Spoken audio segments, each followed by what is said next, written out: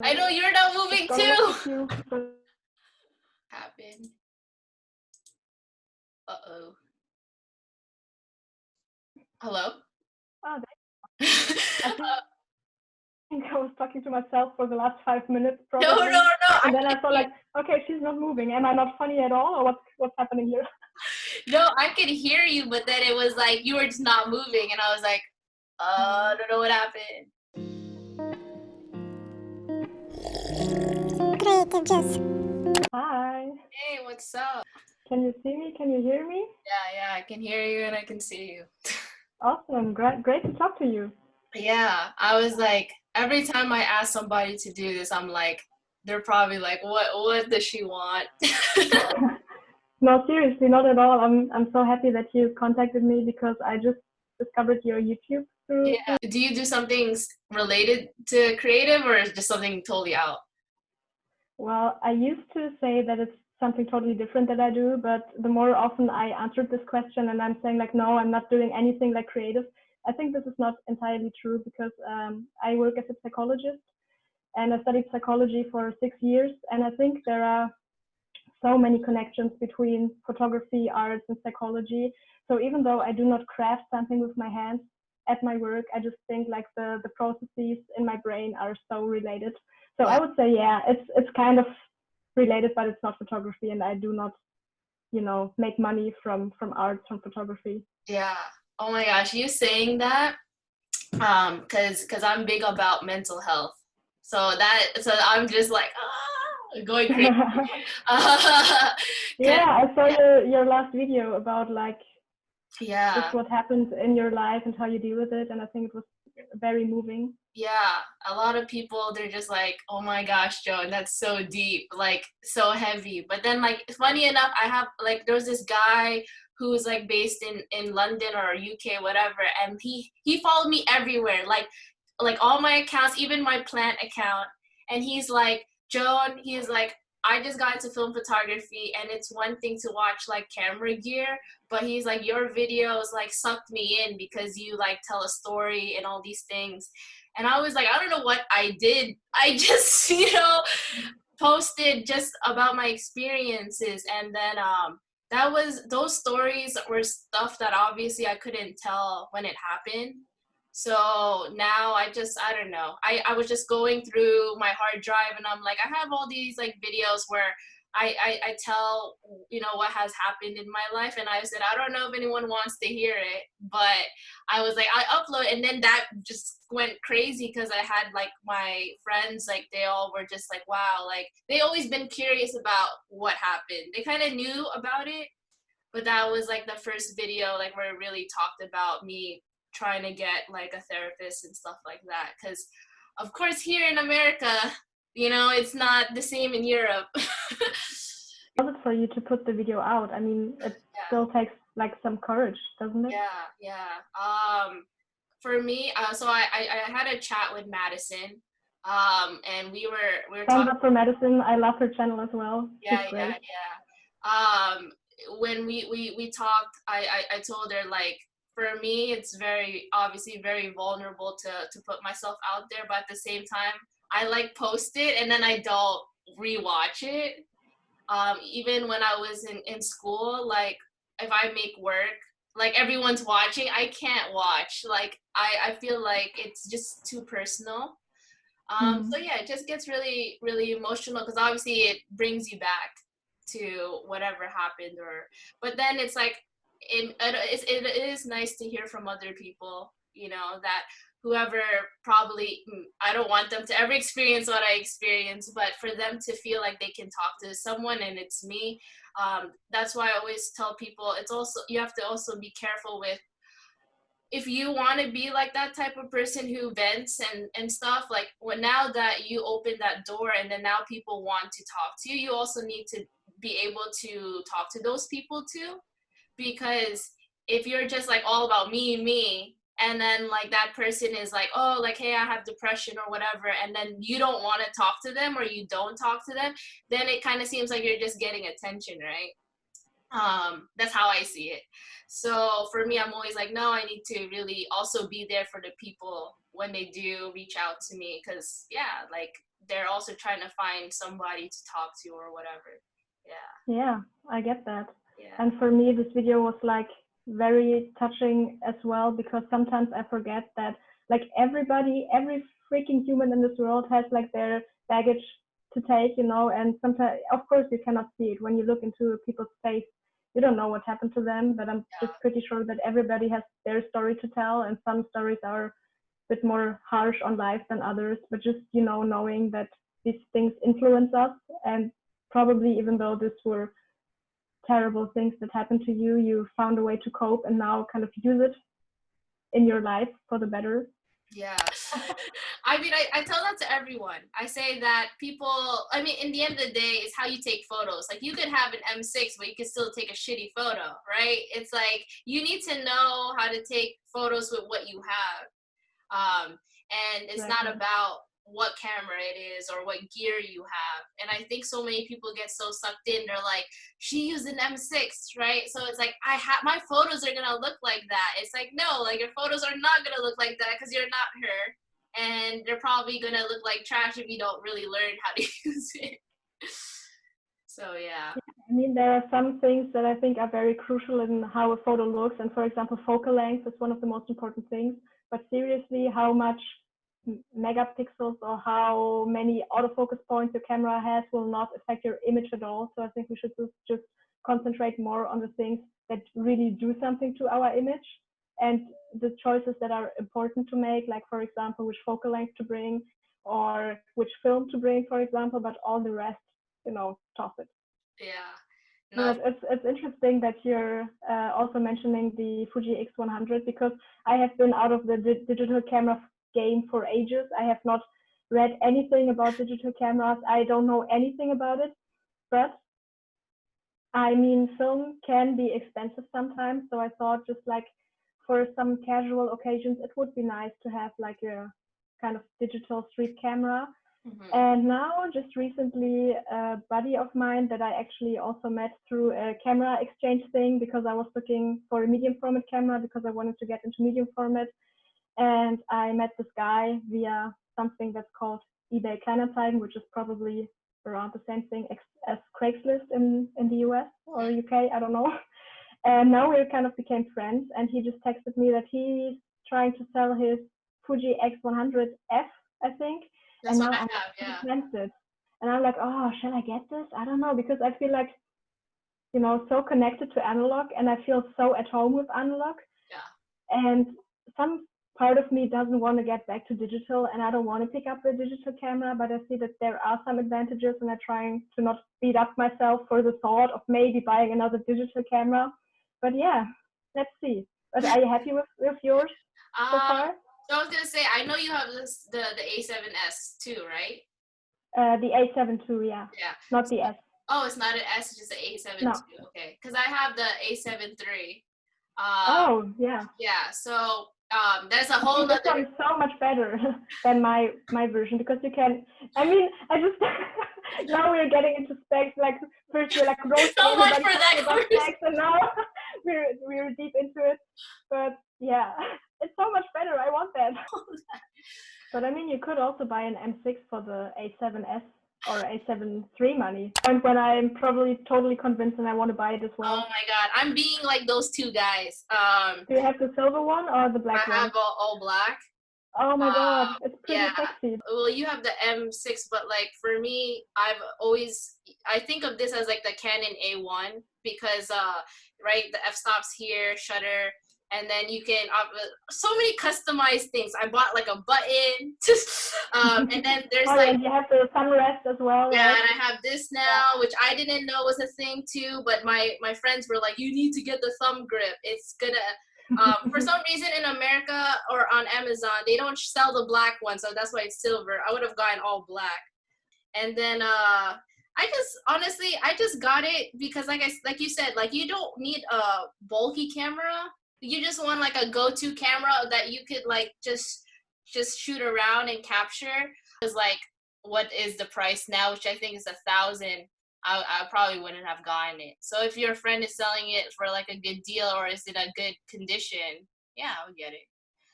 Yeah, I'm very tempted to. I need to see if I can afford it because I mean, yeah. equipment is expensive, and yeah, I'm usually trying to sell something off if I, want something new. But he takes very good care of his equipment, so I trust him like blindly. And I got my Bronica ETRSI off from him, and it's like new. I think maybe he shot like 10 rolls through it, and other than that, it's like perfect. So yeah, I think I have to do it. The Bronica is a medium format? Yes, it's Yeah. 6 by 4.5. Yeah, So yes. it's like the smallest format you can have for medium format, but I'm super in love with it. Yeah. No, I was also wondering if you actually got the medium format camera. Well, this is like my first serious one because I have like these kind of boxy camera things, and I have a TLR as well, which is just like a cheaper Rolleiflex kind of ripoff. But Yeah. the Bronica is my first serious, medium format camera with also that film bags you can change in between rolls. And I'm very, very tempted to also maybe in the future, like not now, but maybe in the future, get a Mamiya RB 67 because a friend of mine has one and he came to visit me and we kind of swapped cameras for a day. And I mean, it's a beast. It's like Yeah, a I was gonna storage tell that's you like that. that bag. I can show you the Bronica, and this is already like a brick, but the Mamiya is like, I think, twice the size. Yeah, I was gonna say you wanted RB over an RZ? To the RZ you could hold. Yeah, if I could choose, the RZ, of course, would be better, but it's so freaking expensive. So this is the Bronica, and I mean, compared to my face and my hand, it's already quite big. I mean, it's not that heavy. I think it's around 1.5 kilos or something, or maybe 1.8. Yeah, And it looks like a Pentax 645. yeah, and also a Mamiya 645 is pretty similar. But this is relatively okay to carry around. I have like the strap here, so I can just lug it over my shoulder like this, and then it's quite comfy to carry around for a whole day. But when I got the RB for the whole day, oh my god, It's I like a had like freaking sore bazooka. muscles in my shoulders the next day because it was so heavy. It had like some accessories on it, so I think it was like at least 4 kilos maybe. Yeah. Hold you back. Yeah, But yeah. it's cool that you shot Super 8. Did you shoot color or black and white for the Color. protest? Yeah. So like my plan is like to use the footage, and then I was recording on my iPhone the audio of like people Mm-hmm. screaming or protesting, and then so that's gonna be the voice, the sound bite underneath, and then because I didn't want to be like, oh, this is the history, and it's like I don't want to be that person like who tells you information. I kind of just want you to like feel what I felt when I was there, kind of thing. Mm-hmm. So I feel like that was like relatable to like your video in Japan, or like now Madison came out with her video on her trip. It's like you don't really need to tell everyone every little detail. It's kind of like they could just see for themselves like what you did. So yeah, Was that's it your first time shooting Super 8, or have you done it yeah. before? I mean it's weird. I did 16, but I never did Super 8, which is what everyone would do first. Because I saw that you had like a tattoo somewhere Oh here. yeah, yeah, Did I yeah, see it correctly? Do you yeah. have a lot of tattoos? No, I just have one. I don't know. You can say it. Wait, there you go. Um, and I, Is it like a flower? so No. so it's my father, but there's a flower um on his face because I was afraid that the tattoo artist would put a different Asian man. I do have tattoos, not that many though, because I'm also more selective of what I want to get. And I also like, maybe it's a weird thought, but my body is limited. I'm a small person, so there's just a limited amount of areas I can get tattoos in. So Yeah, I thought I would kind of save up the good areas and just work my way up and not cover everything at once. yeah, And also, I mean, I work as a psychologist now, and I think some people kind of judge when people or who work in the health sector have tattoos. And this was something that was limiting me for a long time to not get, for example, piercings. But I mean, with the septum, when I work, I can just, kind of hide it. But with tattoos, I thought, okay, maybe this is a very bad decision to get tattooed and then work as a psychologist because people would judge me or I would not get a job or whatever. But I think it's not like that, because I have had like some patients who even think that tattoos on therapists are cool because it shows that there are also humans and they just have like different interests like everybody else. So after I made this experience, I'm trying to get a little bit more calmed down and just do whatever I want. And I think in total, let me count. I have one tattoo here on my arm. I have one tattoo on my rib cage, one on my foot, and two on my ankles. So these are also basically areas I can hide if it's really necessary. Yeah. Are they all like the same artists or different artists or? Well, it's different artists, but most were done in the same studio from different artists, but Yeah. they all also have like a deep meaning for me. For example, I can show you this because this is like accessible. This is like a moon, but also like a sea, It's like, it depends on what position you look at. And for me, it's like, maybe it's just me, but it's a sign of feminism in a way, because when I was younger, I watched like a shitload of Sailor Moon, the series with like the female strong characters. And for me, this was like the first series I ever saw where there were like female characters as like the main characters. And this to this day kind of just, stays with me. So I thought I would like to get a moon at some point. And then during my studies, I wrote my thesis about creativity, which is like a whole different topic. I think we could talk about this alone for 2 hours. But in all the papers you read and everything that is like described as everyday creativity, so like not the big type of creativity where you are successful and earning money, but like the little thinking processes that are creative, it's always just like a shortcut of little c. So I thought this would be like a perfect combination of kind of combining my love for strong female characters with creativity. So that's like that. That's cool. I never, if you like was seeing that, I would never put two and two together. But then you telling me No, the of course story, not. Yeah. it just like made more sense. And then I was like, wow, it's like really meaningful. But I mean, some tattoos are obvious, and I think if you see like a person tattooed, even though it might be like covered up, like the tattoo of your dad, you instantly know that this must be something very deep, right? Because yeah. you never get a tattoo of a person if it doesn't mean anything. It's like, no, this is my ex, had to cover up his face. I luckily no one has ever second guessed and thought of that. Oh my gosh, that's horrible. But no, yeah, I actually never thought about that. That, I mean, obviously it's duh, Joe, and it's permanent, but like the fact that like there has to be cause I don't know, maybe I run into people who are like, I just got it spontaneously, So it's very rare to find somebody that's like, oh, I got this tattoo and like this is the deep meaning behind it. I haven't heard that in a while. So for you, like hearing your story, I'm like, oh, it's like different. Like I haven't heard about it, but it makes sense. Yeah. Yeah, but I mean, I also don't throw it in people's face every time and just run around like this and tell everybody. Well, exactly. That's why when you asked me, I was like shocked. I was like, oh, I was like my tattoo, and sometimes I forget, that I have it because it's been like maybe like 2 years already. I've had it. But the septum I've had for like 5 years already, and a lot of people are like, "Oh, I thought it'd be gone by now," like as it was like a phase. And I was like, "No, it's like also still like a monumentous like moment when I did it." It wasn't just like I just want to be a cool kid, have septum piercing. And then it's also because you can flip it. That was also why I got it. And a lot of people are like, "Oh shit, you have that?" And I was like, "Yeah, like it's like you. I don't flaunt it. I'm not like, hey guys, look at I have a piercing or whatever." But my dad's birthday this year, I got this piercing. So it kind of like was weird because I didn't know if I should do both.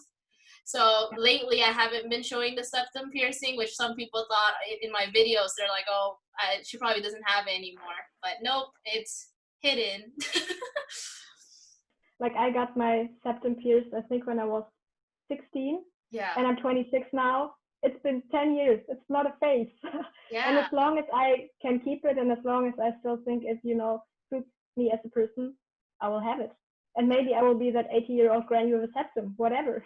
Yeah, no, I really think that's how I'm gonna be. I'm gonna be like a senior citizen with like tattoos, and I don't know, and it doesn't bother me. I'll still be like the same person, whatever.